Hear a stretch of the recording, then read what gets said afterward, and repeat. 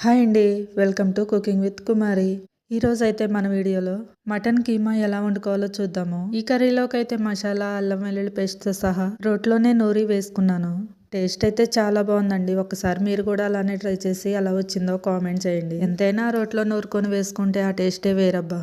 ఇంకా వీడియోలోకి వెళ్ళిపోతే ముందుగా ఒక హాఫ్ కేజీ వరకు మటన్ కీమా తీసుకొని నీట్గా కడిగేసుకొని పక్కన పెట్టుకున్నాక 3 టమాటాలు, మీడియం సైజ్ ఆనియన్స్ 4-5 పచ్చిమిర్చి తీసుకొని ఈ విధంగా సన్నగా కట్ చేసుకొని పెట్టుకున్నాక స్టవ్ వెలిగించుకొని ఒక కళాయి పెట్టుకొని 3 టేబుల్ స్పూన్ ఆయిల్ వేసుకొని ఆయిల్ హీట్ అయ్యాక హాఫ్ టీ స్పూన్ షాజీరా, 3 లవంగాలు, కొంచెం దాచిన చెక్క, ఒక బిర్యానీ ఆకు వేసుకొని కొంచెం వేగాక ఆనియన్ పచ్చిమిర్చి వేసుకొని కొంచెం వేగాక కట్ చేసి పెట్టుకున్న టమాటాలు కూడా వేసుకొని మొత్తం ఒకసారి కలుపుకున్నాక మూత పెట్టుకొని మీడియం ఫ్లేమ్లో 5 మినిట్స్ మగ్గించుకునే లోపు అల్లం వెల్లుల్లి పేస్ట్ అయితే రెడీ చేసుకుందాము.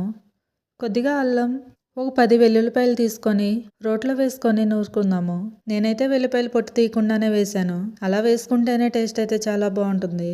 చూసారు కదా, ఈ విధంగా మెత్తగా నూరుకున్నాక తీసుకొని కర్రీలోకి అయితే వేసేసుకుందాము. అల్లం వెల్లుల్లి పేస్ట్ వేసుకున్నాక చిటికెడు పసుపు కూడా వేసుకొని మొత్తం ఒకసారి కలిసేలాగా కలుపుకొని అల్లం వెల్లుల్లి పేస్ట్ పచ్చివాసన పోయేంత వరకు వేయించుకున్నాక ముందుగా కడిగి పెట్టుకున్న మటన్ కీమా కూడా వేసుకొని రుచికి సరిపడా ఉప్పు కూడా వేసుకొని మొత్తం ఒకసారి కలిపేసుకున్నాక మూత పెట్టుకొని మీడియం ఫ్లేమ్లో 10 to 15 మినిట్స్ అయితే మగ్గించుకోవాలి.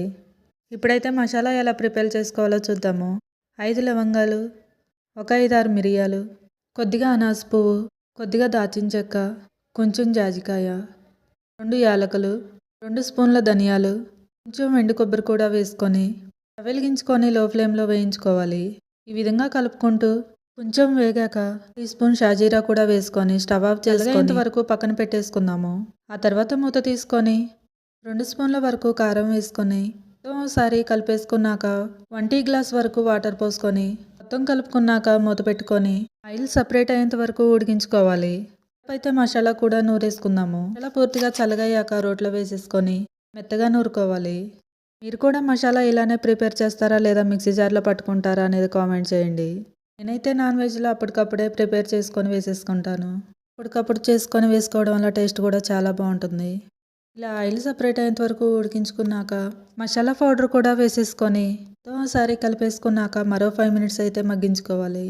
చూసారు కదా, పూర్తిగా ఇలా ఆయిల్ సపరేట్ అయ్యేంత వరకు ఉడికించుకున్నాక మీరు వేసుకొని సర్వ్ చేసుకుంటే ఎంతో టేస్టీ ఈజీ అయిన మటన్ కీమా కర్రీ అయితే రెడీ అయిపోతుంది.